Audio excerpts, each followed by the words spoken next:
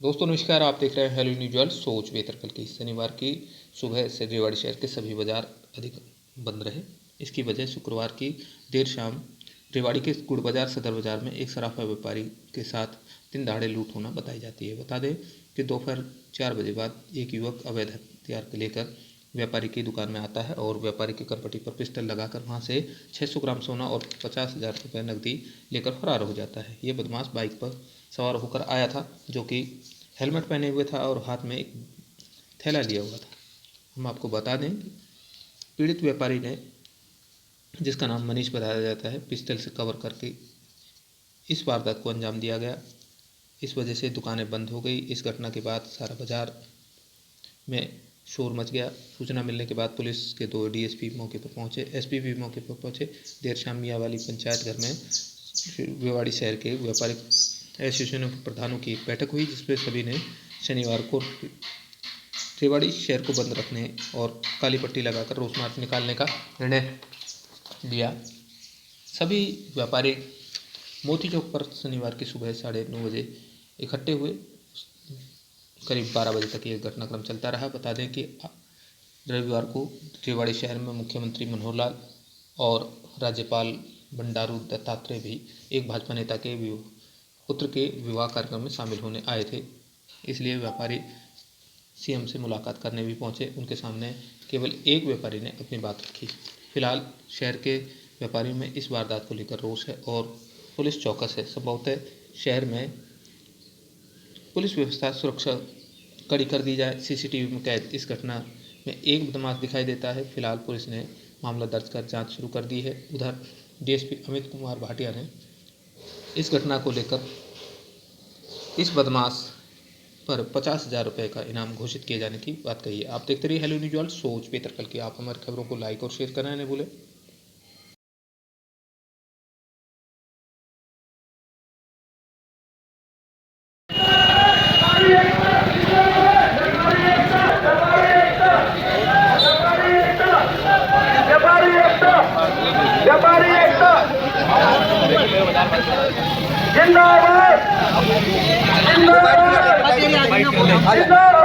तो ये हमारा पुलिस प्रशासन से आग्रह है कि हर बाजार के अंदर एक एक व्हाट्सएप ग्रुप बनाया जाए और उनके साथ वही नंबर जो पुलिस अधिकारी है उसका ही नंबर हो। ये नहीं कि भाई ये नंबर तो फलाने का था, उसको पता नहीं था, मैं वहाँ ड्यूटी में नहीं था। जो फोन नंबर है उसी की ड्यूटी होनी चाहिए। हमारा जरिए नम्र निवेदन है कि व्हाट्सएप ग्रुप के जरिए हमारा कोई भी जो हमको चोट पहुंचा के गया वो बाहर नहीं निकले, उसको तुरंत पकड़ा जाए।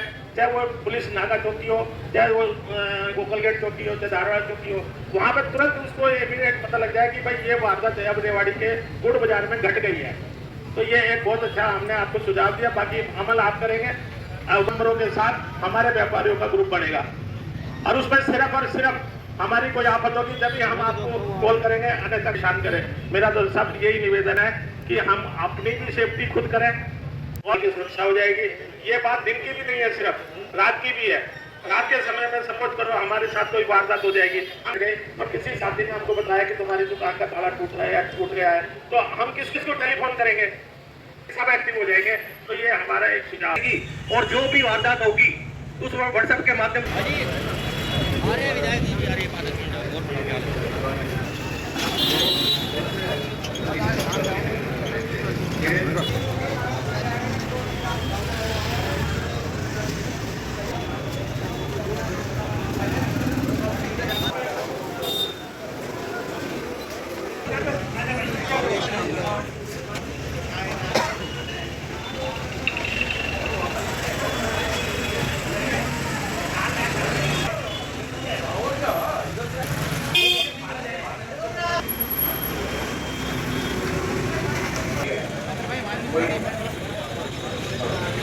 एक बात का भी प्रश्न है कि बाजार में कोई बहुत बड़ा समाधान नहीं है।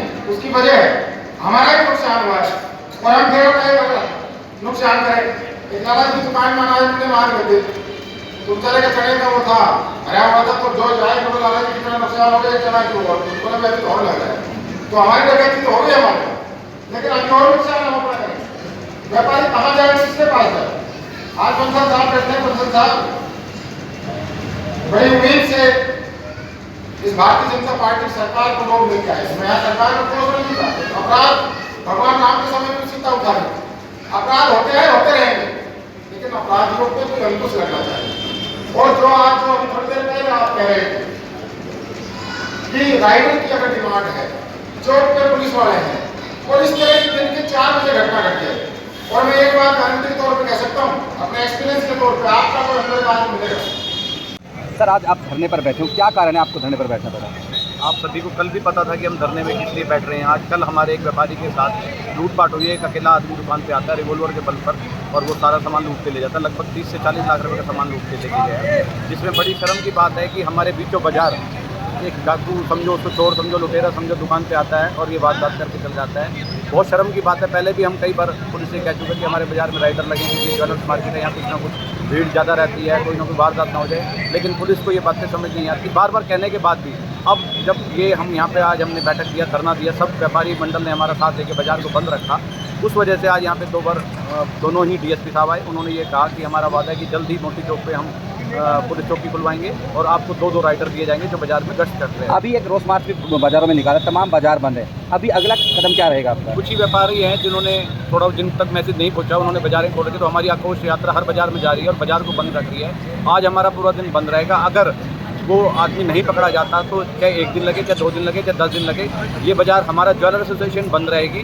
बाकी व्यापार मंडल से भी हम प्रार्थना करेंगे वो भी आगे बंद रखें। इसके बाद हम सभी इकट्ठे होकर कसोला चौक पे सीएम साहब से मिलेंगे। हम सब जल्दी से जल्दी बाजार को बंद करके यहाँ मोती चौक पे इकट्ठा करके यहाँ से इकट्ठे होकर कसोला चौक पे सीएम साहब के पास हम ज्ञापन देंगे कि हमारे साथ ये हो रहा है। जो काम यूपी में अगर योगी जी कर सकते हैं, बुलडोजर फिर सकते हैं, तो यहाँ क्यों नहीं हो सकता? उसको जल्द पकड़ा जाए, उससे रिकवरी की जाए और ऐसे आदमियों का तो एनकाउंटर किया जाए या उनकी जो भी प्रॉपर्टी है कुर्क की जाए, ताकि वही आगे किसी के साथ वारदात ना हो। नहीं है तो हम नहीं है, और हम व्यापारी से ही सारी चीज़ें चलती हैं। हम टैक्स भी भरते हैं, जीएसटी भरते हैं। हमसे जो भी मांगा जाता है हम हर तरह से हाजिर हैं, चाहे वो चंदे के रूप में लिया जाए, चाहे किसी राजनीति रूप में ले जाए, हम देने को तैयार हैं। लेकिन हमारी सुरक्षा जरूरी है जो नहीं हो पाई। पिछली बार भी हमारे एक जैन जो रहे सचिन ने उनको 3 गोलियां मारी, लेकिन वो आदमी नहीं, बाई चांस गोली उनको नहीं लग पाई। 1.5 साल हो गया, वो केस भी अभी तक सोल्व नहीं हुआ। यहाँ पे बैठ के आज तक गिरफ्तारी नहीं होती, अभी तक कोई गिरफ्तारी नहीं, ना पता चला कि कौन है। हमने उसकी बाइक का नंबर दिया, उनकी फुटेज दी, हमने बार 2-3 बार हम गए भी, सही व्यापार मंडल भी इकट्ठा हुआ, लेकिन कोई भी जू नहीं रहेंगी, ना ही उनको पकड़ा गया, ना ही अभी तक पुलिस ये बोलते कि शायद आया, हमें पता नहीं है। वो फाइल अगर बंद हो गई तो हम दोबारा हम जल्दी सीएम से मिलने कसोला चौक पे जाएंगे। चाहे हमें जहाँ भी मौके पे हमें टाइम मिलेगा, हम सब इकट्ठे होकर सीएम साहब से भी जरूर मिलेंगे। हमारा आक्रोश बंद नहीं होगा, ये आक्रोश चालू रहेगा। ऐसा है, आप सभी को पता है 30 लाख रुपए करीब की डकैती हुई है दिन दहाड़े। दुकान से माल लूट के ले गए, सोना ले गए, पैसा ले गए। व्यापारी अपने आप को असुरक्षित महसूस कर रहा है। कल शाम को कॉल हुई थी बाजार बंद करने की और हमारा बाजार लगभग पूर्णतः कामयाब रहा है। व्यापारी एकता जिंदाबाद। अभी मुख्यमंत्री से व्यापारी मुख्यमंत्री से मिलने का प्रयास करेंगे।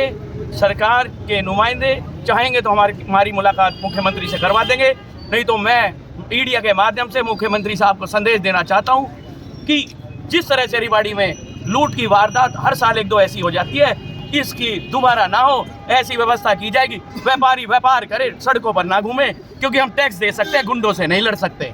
हमें इन गुंडों से मुक्ति दिलवाई जाए। मुझे लगता है बड़ा दुर्भाग्यपूर्ण है जिस तरह का जो वारदात कल यहाँ बाजार के अंदर हुई, और हम तो प्रशासन से और पुलिस से मांग करेंगे कि जल्द से जल्द ऐसे जो दहशतगर्द है उनको पकड़ा जाए। और जिस तरह से आज कई सारे सुझाव यहाँ पर व्यापारी भाइयों ने दिया है कि एक तो बूथ की इन्होंने मांग करी और 2 राइडर की, जिसमें विश्वास डीएसपी ने दिलवाया है कि जल्द से जल्द इसके ऊपर कार्रवाई करेंगे। मैंने भी अपनी ओर से कहा है कि जितने भी एंट्री और एग्जिट पॉइंट है उनको लगातार मॉनिटर किया जाए, क्योंकि जो दहशतगर्द है उनके अंदर डर का भाव तभी बैठेगा जब उनको ये यकीन हो कि जो हमारी पुलिस है वो चौकन्नी है। हुई वारदात के संबंध में एक स्पेशल इन्वेस्टिगेशन टीम SIT का गठन किया गया है, जिसमें CIA की टीम्स को और अन्य अधिकारियों को लिया गया है।